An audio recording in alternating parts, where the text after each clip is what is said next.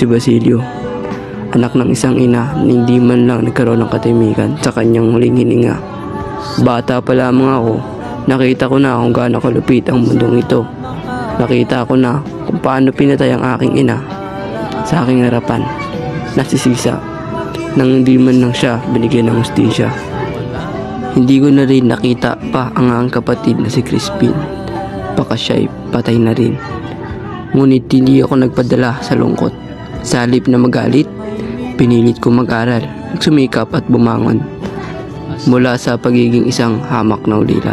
Sa loob ng maraming taon, tinis ko ang gutom at pagod. Nagsibi ako sa bahay ni Kapitan Tiago. Nagpakababa, nagtiis ng hirap. Lahat ng ito para makamit ang aking pangarap na maging isang doktor. Sapat na bang maging mabuti at magsumikap kung ang paligid ko'y puno ng kasamaan?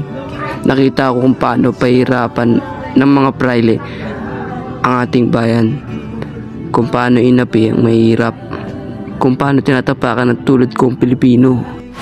Maraming beses din akong pagsamantalaan, minaliit at pinahirapan ng mga nasa itaas. Ngunit sa halip na magalit, pinilit ko manahimik, maghintay, umasa na balang araw ang Pilipinas ay magiging isang mabuting lugar para sa ating lahat.